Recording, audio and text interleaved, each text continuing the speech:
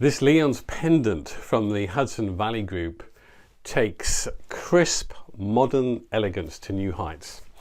And its basic structure, for me, speaks to this sort of mid-century design, while these mixed materials presents a really pleasing symmetry to the eye.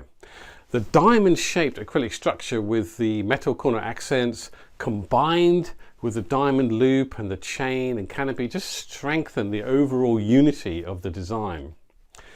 The 1970s inspired candle cluster at the center gives the impression of seeing something in the water that is reflected perfectly upside down. It's almost as if it's right next to a beautiful, calm lake.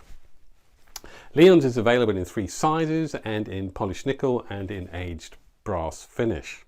I began my sales career in the 1970s as a junior salesman in my dad's retail shop, and the way I learned my trade was to watch and learn from the pros. And it was only later that I learned the power of role play. Role playing is a great way for you and your staff to increase sales, and in this video I'm going to share my 5 sales role playing tips to help you close more sales. Now, the reason role playing works is because we can do it in a safe place. You can practice and rehearse until your presentation becomes second nature and automatic. Now, most salespeople don't like role playing because it forces them to step out of their comfort zone and to try new things. But the true professionals like Cardone and Tracy became multi-millionaires by rehearsing, drilling and practicing their sales pitch until it became a natural part of their sales presentation. So here are my 5 sales role playing tips that are guaranteed to help you and your staff increase your confidence and make more sales. Number 1, set manageable objectives. Traditional role playing often tries to accomplish too much and usually ends up achieving very little.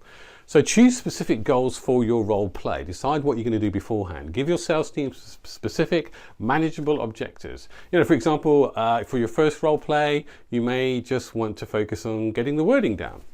You could start by focusing on incorporating your company's value proposition into the conversation, and you can maybe ask them to focus on creating better eye contact or whatever it might be. Now, these are manageable goals that will help your sales team to master new skills before moving on to the next skill. Number 2, create a specific scenario. Very often when we do role plays, they're often like an actor's worst nightmare, being thrust on stage without knowing his lines or even what role he's playing. Now, salespeople rarely go into sales call blind, so don't throw them into a role-playing situation without enough information to work with.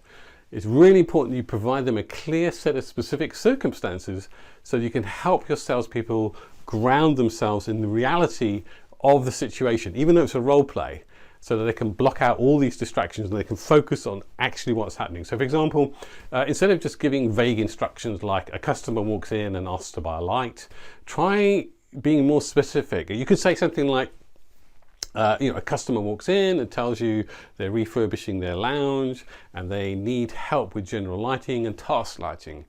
They'd like to see your latest range of modern LED lighting in polished chrome. Okay, so it's a lot more specific. So when you have a specific example, it becomes more real and you're going to get better results that way. Number 3, prepare the customer. Or the imaginary customer in this case, because you'll take someone playing the role of the customer. So a good manager, they know that every role play, no matter how small, contributes to the overall sales performance. So taking on the role of the customer is a challenge for most salespeople because they often have the curse of knowledge. They know too much. But you can actually help your team step into this role or into the customer's shoes by providing them with a specific scenario or perhaps a buying scenario.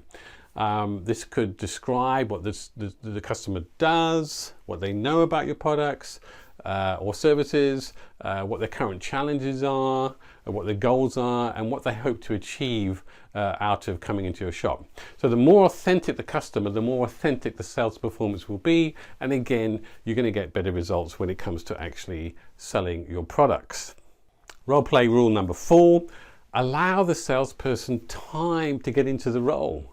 You know, just as actors need a few moments to get into the role when they're acting on a stage, it's really important to focus on the specifics of the scene and what they expect to accomplish or to encounter in that role play. So give your salesperson this sort of same advantage. Provide them with the scene details well ahead of the role play, in addition to giving them a few minutes right before so they can mentally prepare themselves. And this will reduce anxiety, and it really sets up your sales staff for success.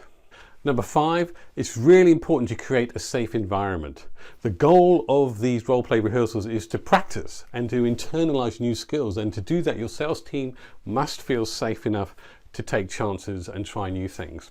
So it's really helpful if you tell your team that you're taking off your manager's hat, and it's just a rehearsal. You know, they're not going to be judged, they're not going to be performance rated, there's no reviews or reports or anything like that. It's just an opportunity to practice and to improve their skills. It's really, really important to help to feel safe. And you can do that by reviewing the objectives of the role play, and when it's time to offer feedback, honor your staff's trust and courage by keeping your feedback focused on those objectives. So avoid labeling things as right and wrong. Instead, tell them what went well and where they could improve. In summary, my 5 sales role-playing tips are: number 1, set manageable objectives. Number 2, create a specific scenario. Number 3, prepare the customer. 4, allow the salesperson time to get into the role. And number 5, create a safe environment. Now, if you happen to be a lighting retailer or an interior designer and you'd like to get in touch about the lighting that I'm able to provide, and you'd like to have a chat about that, please get in touch by going to my website, ianrotali.com, or you can send me a message via the link around this video. Thank you for watching. Have a great day, and I'll see you on the next video. Bye for now.